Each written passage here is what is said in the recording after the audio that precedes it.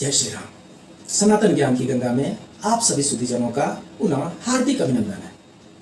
दोस्तों, मनुष्य जीवन एक बहुत ही लंबा जीवन है। विंशोत्तरी के अनुसार एक मनुष्य की आयु 120 वर्ष निर्धारित की गई है। इस लंबे जीवन में बहुत से सुखद अनुभव होते हैं तो कुछ कड़वे अनुभव भी मिल जाते हैं, और वो कुछ कड़वे जो अनुभव होते हैं वो हृदय पर एक बड़ा ही मलिन छाप छोड़ जाते हैं, और उनमें से एक होता है कलंक का लगना। आप प्रिज्यूम कीजिए कि आपने ऐसा कोई कार्य किया ही नहीं है जिसका दोषारोपण आप पर हो जाए। जब आपने वो कार्य किया ही नहीं है और उसका दोषारोपण आप पर हो जाए, जिसको लांछन कहते हैं, जिसको कलंक कहते हैं, उसकी पीड़ा बड़ा ही कष्टदायक होती है। और विशेषता अगर वो लांछन, अगर वो कलंक, अगर वो आरोप आपके चरित्र पर छींटे डाल दें तो और भी वो पीड़ादायक बन जाते हैं। चरित्र पर कलंक लगना बहुत दुखदायी कलंक होता है। आज हम उस कलंक के बारे में जानते हैं कि किन किन को कलंक लगते हैं, किन किन को ज़्यादा सावधान रहने की जरूरत है। तो जैसा कि आप यहाँ पर देख सकते हैं, प्रत्येक महीने में कृष्ण पक्ष की चतुर्थी को संकटी चतुर्थी के नाम से जाना जाता है, और शुक्ल पक्ष की चतुर्थी को गणेश चतुर्थी के नाम से जाना जाता है।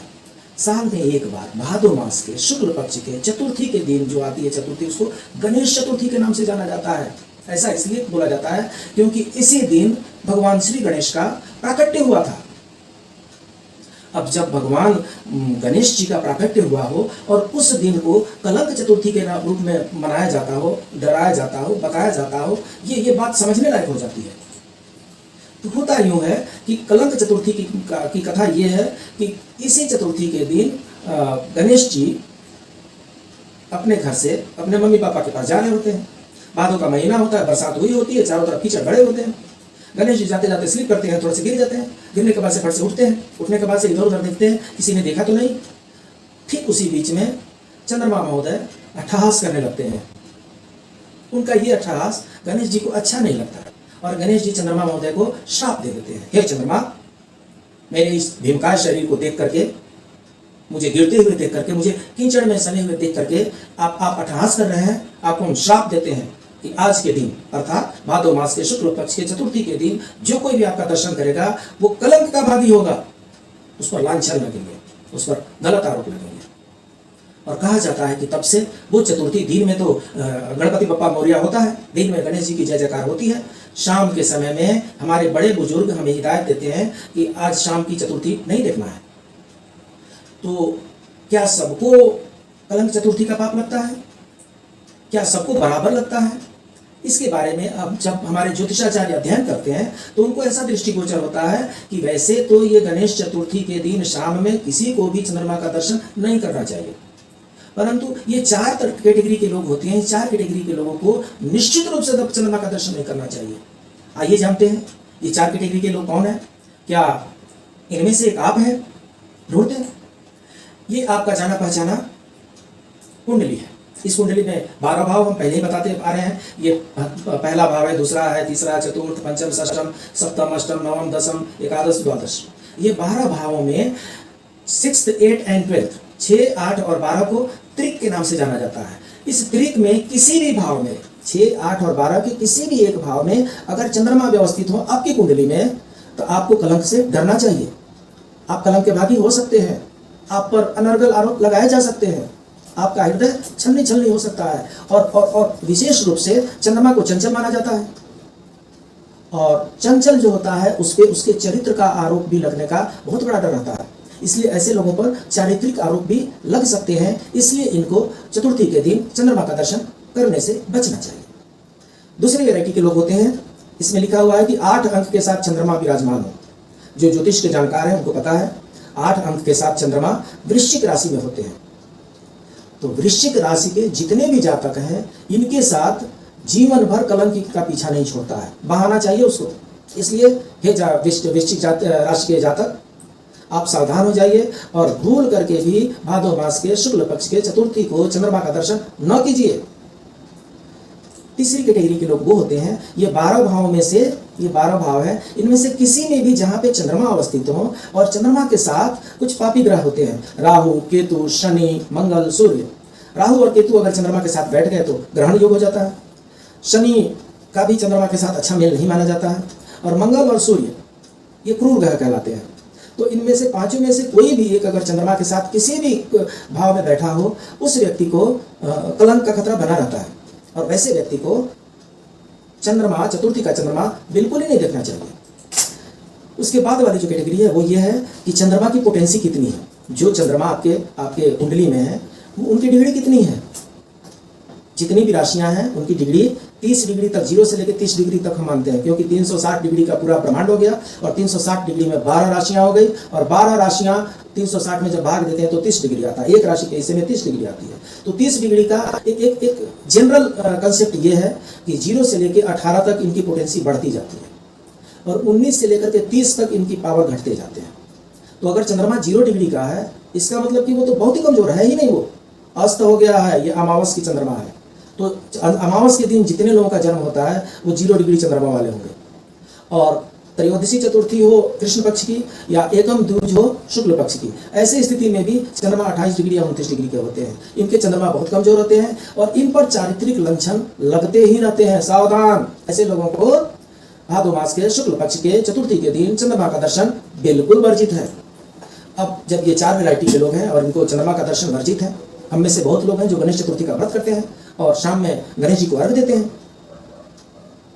उनको ऐसा कहा जाता है कि आप गणेश चतुर्थी का व्रत रखें, शाम में अर्घ भी दें, नजरें नीचे करके अर्घ दें।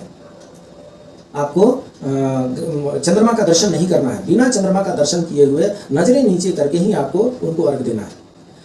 और अगर अर्घ देते समय या इधर उधर घूमते समय अगर चंद्रमा दिख ही गए तो उसके बाद से कलंक के पाप से बचने के लिए हमें क्या करना चाहिए, इस पर विचार करना है। और आपको पता है ये जो चतुर्थी के चांद का जो कलंक है वो सिर्फ मानवों पर ही नहीं, भगवान पर भी लागू होता है। द्वापर युग में भगवान श्री कृष्ण ने चतुर्थी के चांद को देख लिया था और उसके चलते उसके अगले दिन ही उन पर एक हत्या का दोष लग गया था। जानते हैं कैसे हुआ था? और उसी के साथ इसका भेद भी छुपा हुआ है कि अगर चंद्र दर्शन हो जाए तो इसका उपाय क्या है। इसका सब सीधा साधा सा उपाय है, आपको स्यमंतक मणि की कथा सुननी है। स्यमंतक मणि की कथा श्री कृष्ण जी से जुड़ा हुआ है, सत्राजित से, प्रसेनजित से जुड़ा हुआ है, जाम्बुवान जी से जुड़ा हुआ है। सुनते हैं स्यमंतक मणि की कथा। होता यूं है कि भगवान श्री कृष्ण के द्वारका नगरी में सत्राजित और प्रसेनजित नाम के 2 भाई होते हैं। सत्राजित भगवान सूर्य के बहुत बड़े उपासक होते हैं। भगवान सूर्य प्रसन्न होकर के सत्राजित को स्यमंतक मणि प्रदान करते हैं।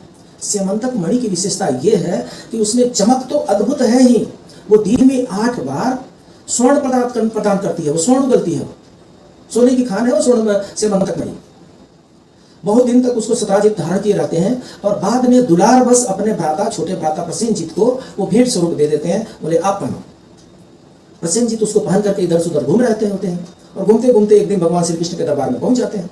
दूर से ही भगवान श्री कृष्ण को उस मणि की चमक दिखाई पड़ती है।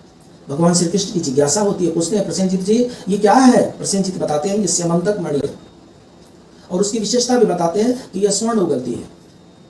भगवान श्री कृष्ण बताते हैं मैं भगवान हूँ द्वापर युग का और ये मेरे पास नहीं है और आपके जैसे मनुष्य के पास ये है, इसको तो हमारे पास होना चाहिए।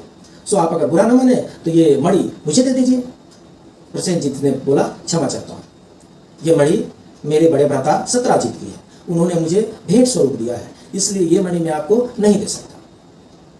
और उसके बाद से वो निकल जाते हैं। बहुत दिन हो जाता है और प्रसेनजित अपने घर नहीं पहुंचते हैं। जब वो घर नहीं पहुंचते हैं तब बाद में पता चलता है कि उनसे मणि लेने का आग्रह भगवान श्री कृष्ण ने किया था, उनको मणि उन्होंने नहीं दिया और तब से वो गायब है।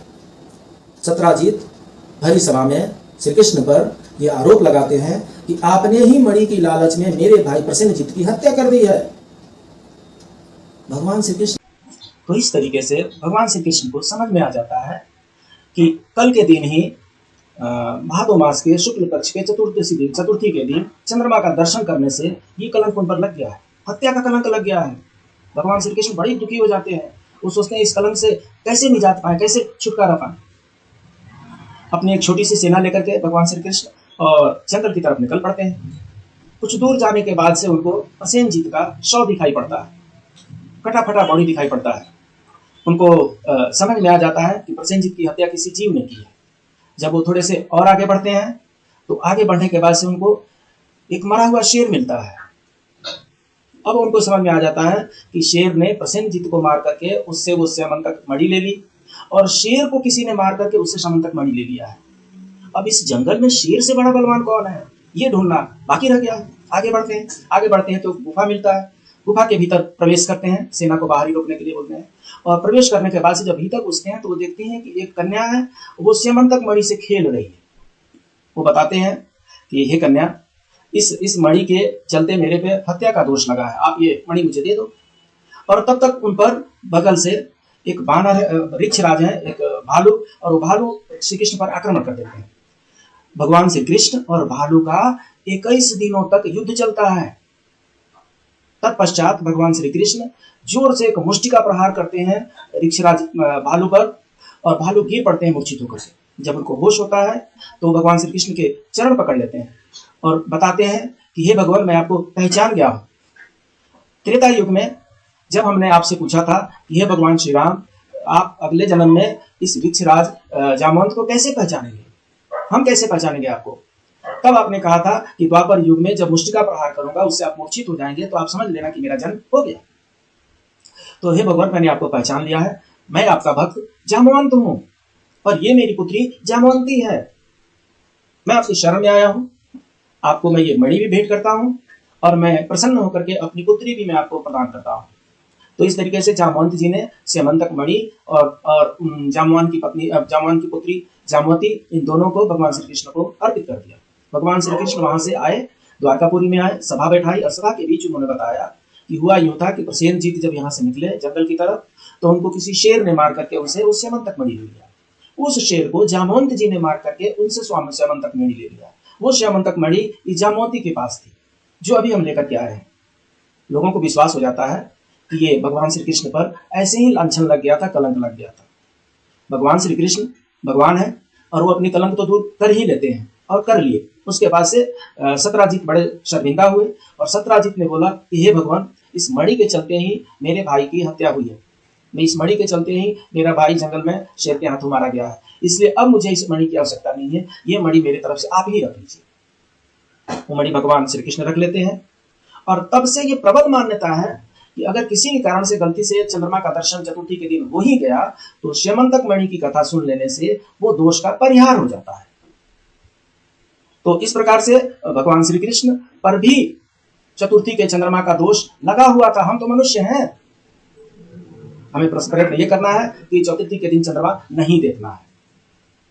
अगर आपको हमारा ये क्लास अच्छा लगता है तो आपको ये यहाँ पर बटन क्लिक करके सब्सक्राइब करनी चाहिए। ये देखिए रेड कलर का सब्सक्राइब नहीं हुआ है, अभी जब क्लिक करेंगे ये सब्सक्राइब हो गया। यहाँ पर लाइक करनी चाहिए, आप शेयर भी कर सकते हैं, और हमें आपके कमेंट्स का बड़ी बेसब्री से इंतजार रहता है। मिलते हैं अगले क्लास में, तब तक के लिए जय श्री।